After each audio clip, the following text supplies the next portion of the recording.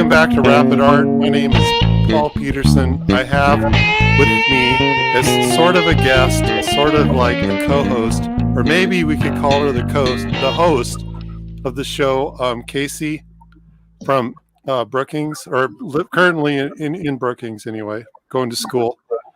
And so today what's going to happen is I'm not going to be asking Kacey questions, but Kacey is going to be asking me a few questions. So Kacey, why are you doing this?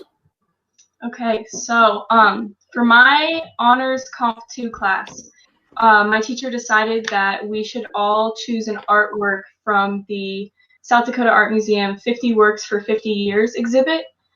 So I ended up walking through, and there's 50 pieces obviously, and of the 50 pieces I ended up choosing your piece of art, a Barnes portrait. So is this 50 Works for 50 Years? Is this a show that's going on right now?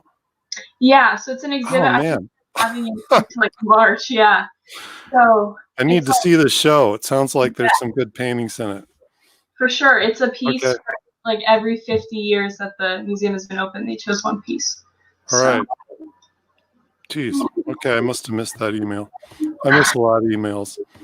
Yes. Okay. Well, I guess. Yeah, go ahead. What do you got? Okay. You're in charge. I was looking over, doing some background research on you, and I was looking through your website, and I noticed that on your artist statement, you said, quote, "I make art because it gives my life meaning. It connects me to a larger inner world that I know I would not have access to if I were not making art." So what I just wanted to ask was, what is that larger, inner world that you feel connected to?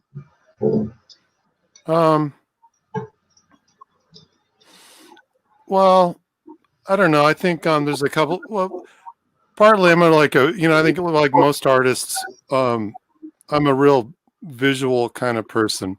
I mean, I respond to the world visually. I had a hard time in school because I can't focus on a lecture for more than a few minutes.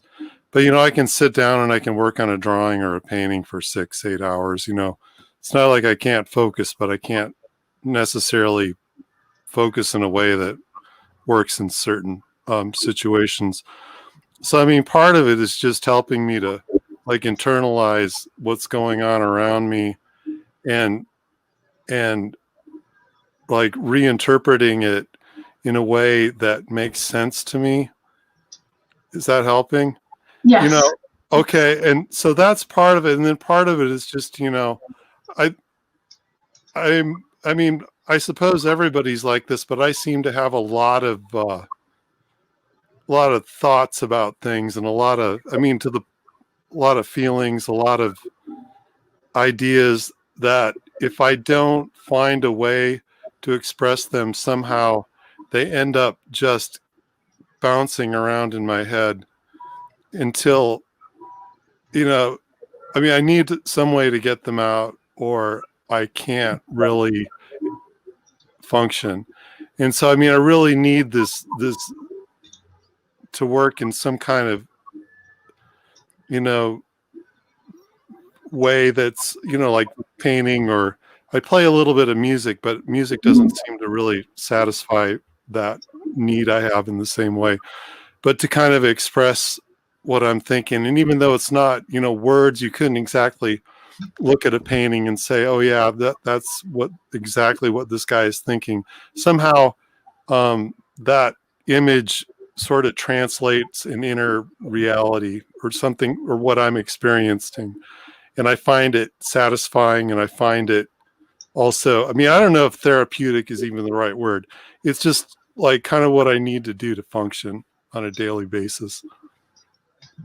Okay. That makes a lot of sense, actually. Yeah, I feel that. So it's almost flakier than the statement. I don't know. Just kidding. Yes. I think one of the best parts about your art is that it's so open for interpretation, and so it's just the piece that I'm focusing on is obviously it's a barn with a lot of colors in the background, and just how it speaks to everyone, I think, is different. And is that your intention with the art, to leave it very open-ended? Yeah, I kind of like the idea that, I'm putting something, I'm kind of shy, right? And I kind of sometimes have a hard time expressing myself. So the idea that it is a little bit on the, leaves a lot to the imagination, or it leaves a lot to, there's room for interpretation, is okay with me. And um, I mean, in fact, one of the things I really enjoy is going to a reception or hanging out in the gallery when I have a show up and talking to people about the work. Because when somebody has the same idea I have, it's kind of like confirmation, like, I'm on the right track. I've found a way of expressing myself that, makes sense to the world at large.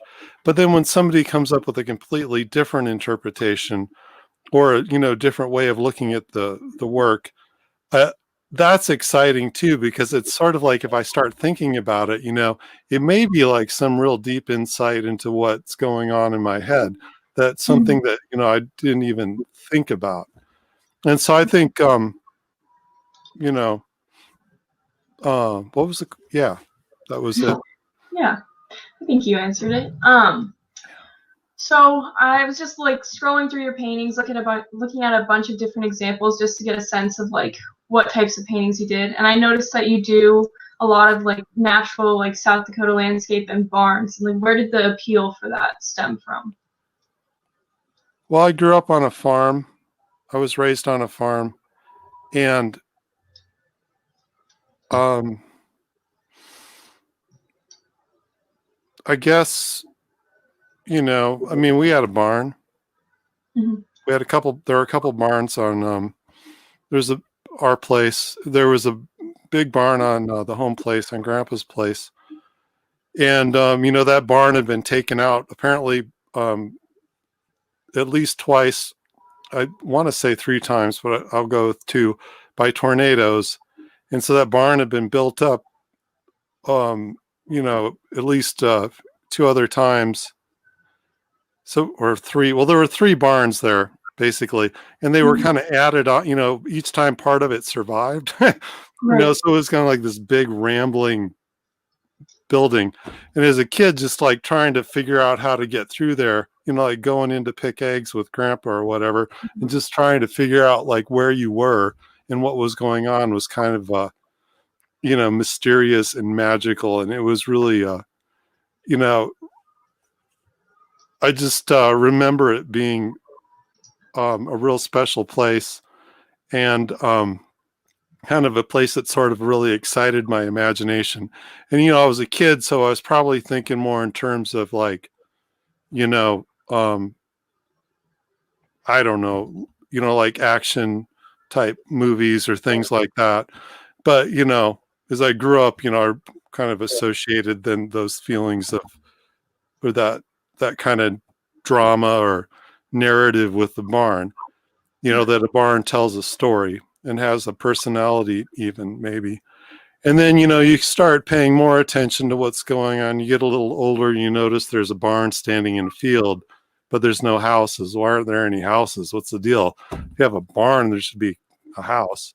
Right. Well, and then you kind of hear about how, so and so lived there, but, they lost the farm or whatever.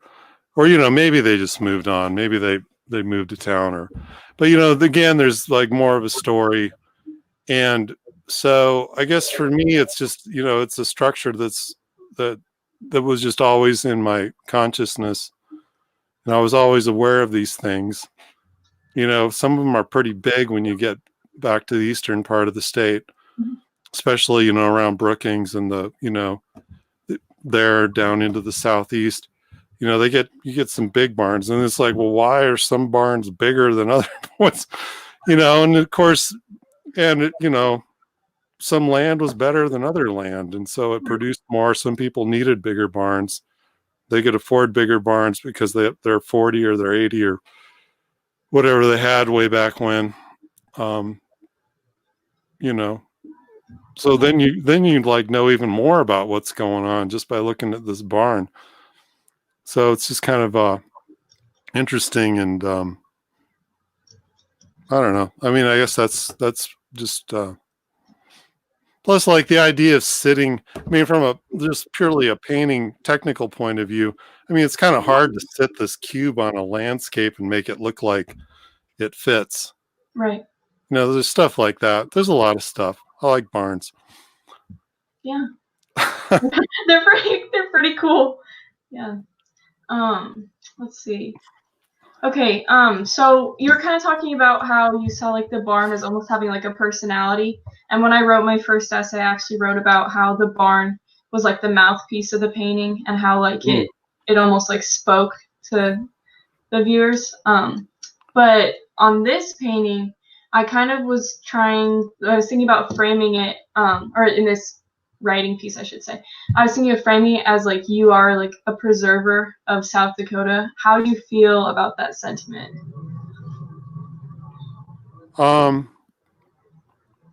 Yeah, I mean, you know, one definition of an artist is, you know, it's a person that engages in the business of cultural production. You know, so I'm making paintings, I'm making culture, and in doing that, I mean, I'm making the paintings aren't about nothing. They are sort of about art, but I mean, a lot of it is about South Dakota and, you know, where I come from and what I've been through. And so, yeah, I mean, I think, I mean, by virtue of what I'm doing in my subject, I don't know if there's any way I could not be. Yeah. Okay. Whether in a big way or a small way, I don't know, but yeah. Yeah. Okay, and then I was looking at a previous interview that you did as well, and I found this just fascinating.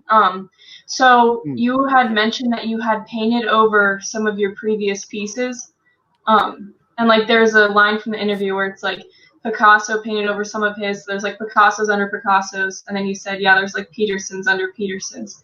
I'm just wondering like what prompted you to paint over those?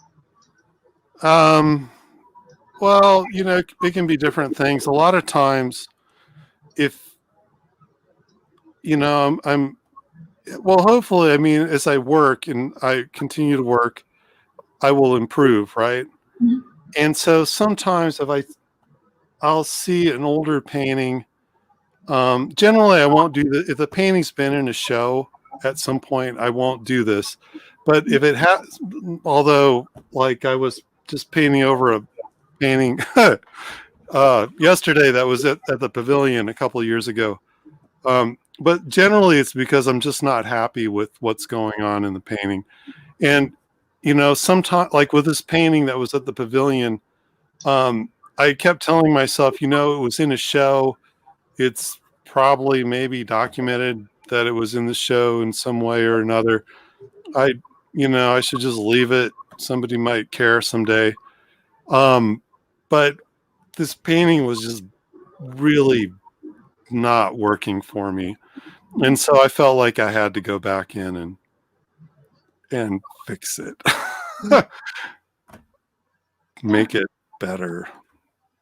So Okay. that's usually what it is. I like that. And then I also know that, I mean, well, I don't know, but just from what I've read, your style kind of evolved from more of like a realist point of view to more abstract. Okay. Can you just like talk a little bit about that evolution and like what prompted it? Okay. So do you mean like maybe I started off as a realist painter and then I went more towards abstraction as a whole? Okay. Well, you know, it seems like a lot of people, I don't know. I don't feel like that's what's going on. I I think I have like 3 or 4, well, I don't know, maybe 2 or 3 like ways of working, that I keep these veins that I kind of feel like are who I am as a painter, and they're things I keep coming back to and things I'm interested in. And, you know, I don't know if I really feel like there's been like a progression. I know I've heard other people ask me, or they'll look at a painting and they'll say, oh, you must have done that at such and such a time because it's like has this level of abstraction or realism. But the thing, like my whole, I'm really trying to like, I mean, if you take a look at a realist painting of some kind, and you zoom in close enough, and you look at the individual brushstrokes, or like just a patch in a corner, it's going to look abstract, right? Mhm. I mean, every image, every painting, no matter what style, is really an abstraction.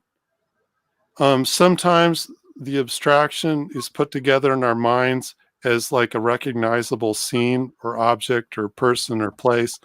And sometimes it's just colors, shapes, lights and darks. So I guess, I guess I don't really see it that way, but I know that that's been said to me. I'm trying to like make a convincing painting out of Okay, these marks, these abstract shapes. perfect. Yeah. I Yeah. just heard it before and I just wanted to get your take on it, but I think I mean, Yeah. you're definitely the one that would know the best. So, Oh, well, I mean, I don't care. I like the fact that people think about it. So I think it's really cool. yes. Uh, Okay. or Um, that anybody cares is kind of neat as far as I'm concerned. oh, for sure. You're definitely talented at what you do though. So, Yeah. um, along that vein, like, can you just like walk me through your creative process? Shoot, we should have had this interview in the studio. Well, let's see. If I start off with this white canvas, right? Right. And then generally, you know, um, well, the if it, I build all my own stretchers. I stretch all my own canvas, Mhm. and I size canvas. I gesso myself. I sand it all down. That canvas is smooth. It's perfect. It's beautiful, just the way it is. So I try to mess it up as quickly as I can. Otherwise, I'll just sit and stare at it and go, man, what a nice surface. This is really great. This is beautiful. This is smooth. And look at this. Look at the shadows falling on it. The shadows, not down here, but, maybe Right. some. Okay. So, I mean, generally, I just try to get into it. I try to get some marks on canvas. Usually, I have like an idea in the back of my mind. Like lately, I've been doing sort of these landscapes that have many multiple points of view. And I mean, I kind of been doing that anyway, but I mean, like really now I'm really um, kind of pushing it in that direction. And so, I mean, I'm sort of headed in this direction, and I might lay down some larger shapes and put some, like maybe more, kind of grayed down color in. And Mhm. then as, I'll work in layers. And when I come back the next time, I might, use brighter colors, some smaller brushes for more like to give a sense of like detail or scale. So everything isn't just the same size. And then hopefully at that point, I'm finding something that looks like maybe a composition. And then I'll try to bring that composition out, whether it's an abstract work or whether it's, a lot of the more figurative work kind of starts the same way too. It's usually like with the figurative work, a lot of times, like if I'm doing a barn or a farmhouse or something, I mean, I will have been sketching and drawing barns and farmhouses as sort of a way of rehearsing. And then I'll kind of get into it in the same way, like it was just kind of mess things up and then try to pull it back together. So, Okay. Yeah. And then is there like a medium you like to work with? Like, is it mostly oil paint or? Yeah, mostly oil, and I'll just use generally just linseed oil and turpentine. Okay. So nothing fancy. Lately, I live out in the hills, and lately I've been doing some hiking, and I'll bring watercolors with when I do that. But Have you like thought about painting the hills, or do you still like to keep it mostly on like painting like the eastern side of South Dakota? well, I'm still, when I'm in the studio and I'm working on a larger painting, like an oil painting, I'm still really kind of working from memory. Okay. I'm working from,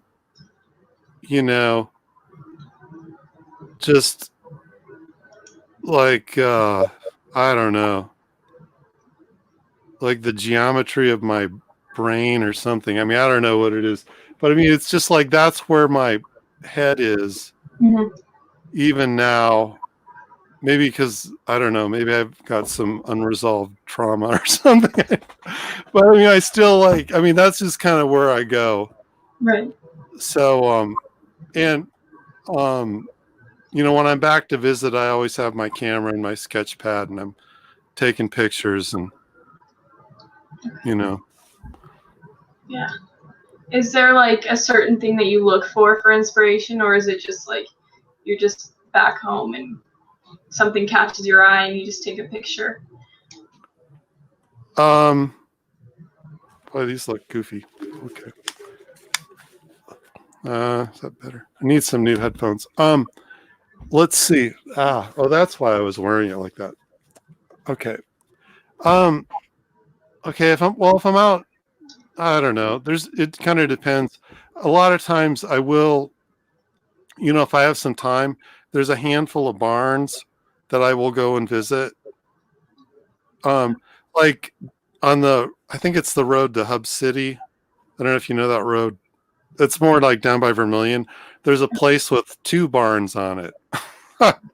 And I like to go there and check it out because there's a big grove, and it's kind of, one of the barns sits down low and one's up high, Mm-hmm. kind of on the berm or on the, on a little hill. And so the light kind of hits them differently. And plus there's these 2 big barns, so it's kind of neat. So that's one place. There's another barn south of Centerville that I go looking for, just off Frog Creek Road. And it faces north. So the cool thing with that one is to come back sometime when the sun is shining in such a way. So like sometime in the summer, when the sun is hitting the face of the barn, the front of the barn, and not coming in from the back. Mm-hmm. So, I mean, yeah, there's stuff like that's kind of weird, isn't it? So it's almost like that barn. I mean, there's like a certain time of year I'll go visit certain places. Okay. There's another place east of Center Point that has 2 barns on it. I'll go check that one out every once in a while. My grandpa had a place. My other grandpa lived up by Center Point, so I like to drive through there. But other than that, usually what I'm looking for is light. Like I was on 81 driving back last year, and there was this really great sunset, and off to the west there was an old granary. It's not exactly a barn, but it's just a big, like more of an open building, and the sun was shining through it, and it's like this really great silhouette on the plains, stuff like that, I guess. Yeah, for sure. I like old stuff. Yeah. Let's see. Okay, so when I was looking at the Barnes portrait in the museum, I noticed that like instead of signing anywhere on the front, you signed on like the right side of the canvas, like on like this wall, so it wasn't like the front face but the side. Is that something you normally do? Yes. Okay. Is there why? Well, I guess part of it is that sometimes I feel like I spent all this time working on this painting, and now I've got everything where I want it. It looks just exactly like I want it to look. Okay. And now I'm going to screw it up by putting my name on. That's part of it. And then, I mean, part of it, there are artists that do that, that will, I mean, like their name is almost bigger than, or, you know, I mean, it's like a big part of the painting.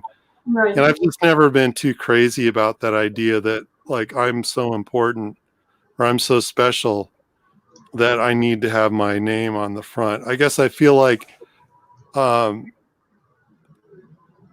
mean, I really work on the paintings because, I mean, I guess I do think they're kind of important, and I want people to look at what's going on in the painting more than like worry about who did it, you know? Because I think my landscapes are a little bit different and have a little bit, the content is a little different than maybe you know, what you'd find in a lot of like landscape painting from, you know, I don't know. I mean, that's why I'd like to think that. I don't know if that's true or not, but in my mind, I feel like the painting is more important, the image, the object. Okay. And plus, they're not really meant to be framed either. So, you know, I'm not exactly hiding it either, but. Right, but it's not the focal point. Right. Yeah. Yeah. I think, I mean, I guess you mentioned like, so I obviously wasn't around now, but as I understand it, like hog prices fell in the 1990s, which created some hardships. Did that impact your painting in any way? Oh, yeah. I guess, I mean, in a way, I think at that point, I hadn't really thought about, you know, oh, geez. Well, you know, I kind of grew up in the 80s, you know, like I graduated from high school in 85. And I think I kind of like up until you know, 82, 83 or whatever, you know, life on the farm was amazing. And then, you know, that farm crisis hit in the 80s. And I just remember everything changed, you know. And I think like the deal with the 90s is that it just sort of reminded me that, you know, being involved in agriculture and being from a farm family, you know, a family that's been on you know, I mean, basically, I guess you know, like my grandma was born in Dakota Territory, right? Right. What I understand. So, I mean, like, we've been here forever. And you know, just the idea that the whole thing is kind of rough, or, you know, I mean, there's a lot of great stuff about it, but a lot of it is, I mean, there's some hard times. And so I think I kind of just made this series of paintings kind of thinking about with that in mind, and that there's more to South Dakota. I mean, man, it's a great place to be from, and I'm really sentimental about a lot of things. But I think there's like a story that you don't hear often enough. I think, you know, you hear about it in literature, you know, you can read about it, but you don't see paintings very often. Right. Okay. That deal with it.